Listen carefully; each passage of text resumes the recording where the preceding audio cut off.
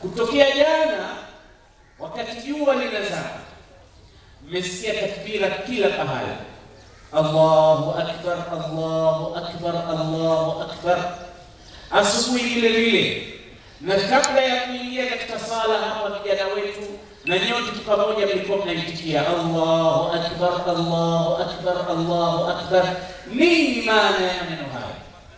Allahu akbar, Allah ni mkubwa, Mwenyezi Mungu ni mkubwa. Mkubwa kwa maana ya neno mkubwa. Hili neno tumelisema, lakini tunatakiwa tulitafsiri kivitendo na kimaisha. Sote tuliokuja hapa tuwe na jambo linaloitwa fali njema, ishara nzuri. Tuwe na hisia kwamba neno Allahu akbar linatufundisha kwamba matatizo yetu tungawa tunayo, tuyaambie matatizo yetu kwamba ewe matatizo, Allahu akbar minka, Mwenyezi Mungu ni mkubwa kuliko wewe. Tunayo madeni, tuyaambie madeni yetu, Allahu akbar. Tunao watu waliotudhulumu, tuwaambie waliotudhulumu, Allahu akbar. Tunao watu waliotunyanyasa, tuwaambie Allahu akbar. Maisha yamekuwa ya dhiki, umaskini, ufukara, shida na tabu, mazonge na manyejeleke. Yote haya neno Allahu akbar, ondoka nayo hapa, ziambie shida zako, matatizo yako, Allahu akbar, Allahu akbar, Allahu akbar. Elekea kwake Mwenyezi Mungu kwa shida zote. Na ndio maana katika aya za sawa alituambia, walitukmilu al-iddata walitukabbiru Allah ala ma hadakum wa la'allakum tashkurun wa idha sa'alaka ibadi anni fa inni qarib. Maana ya maneno haya, watakapokuuliza waja wangu kuhusu mimi Mola wao, anaambiwa mtume atuambie kwamba Allah yuko karibu sana na sisi. Mtafute Mwenyezi Mungu kwa kila shida zako. Ndugu yangu Muislamu, usiwe ni mwenye kumuomba mwanadamu shida zako. Mwanadamu naye ni muombaji kwa Mwenyezi Mungu pia. Sote tumuelekee Mwenyezi Mungu kwa shida zetu na matatizo yake, kwa sababu kuomba ni ibada. Mwenyezi Mungu anasema, ud'uni, niombeni, astajib lakum, na mimi nitawapa mnachokiomba. Kwa hiyo ukinyanyua mikono yako unafanya ibada kwa kuomba. Hakikisha kwamba ibada hii unaifanya kila wakati, hata ukiwa unaomba chumvi, muombe Mwenyezi Mungu kwanza.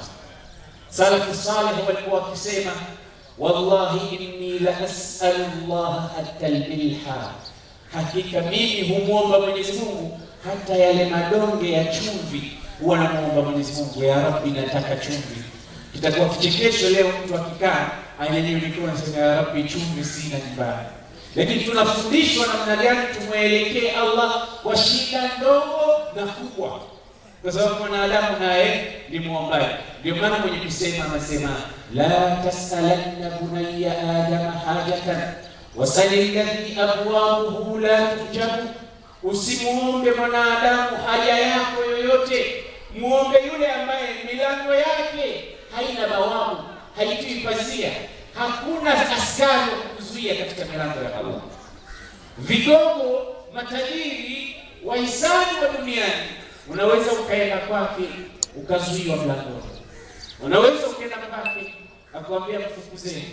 Unaweza ukaenda kwambia mwambie sipo. Lakini kwa Allah subhanahu wa ta'ala unapokwenda, Allah anafurahi. Ndio maana anasema, Allahu yaghdabu in tarakta su'alahu wa bunayya adama hina tas'aluhu yaghdabu. Mwenyezi Mungu hukasirika pale ambapo humuombi. Yeye anakasirika, kwa nini mja wangu haniombi?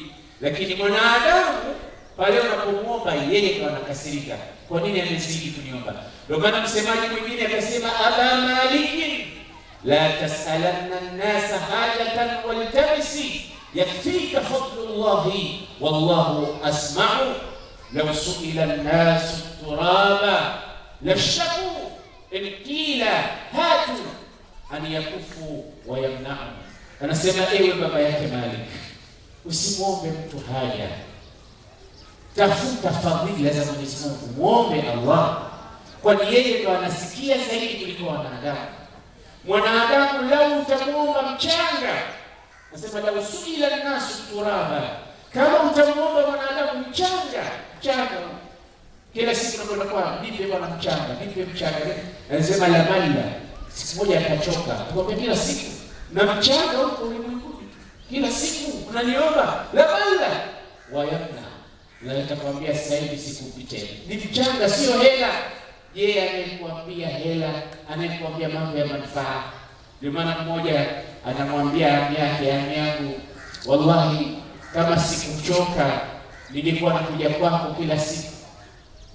Ami yake akamwambia, mwanangu, mimi huwa wanichosha hata kabla hujaja kwako, huko kwako unanichosha. Mwanadamu huwa anawachoka watu, asiwachoka wao viumbe vyake ni Allah subhanahu wa ta'ala. Ndio neno Allahu akbar. Tuwe na yakini kwamba kuanzia leo tuwe na dhana njema kwamba tukisema Allahu akbar tuyaorodheshe yote ambayo yanatufanya vichwa vyetu vinauma, tunachanganyikiwa kwa ajili yake, mawazo yote tuyakuye Allahu akbar.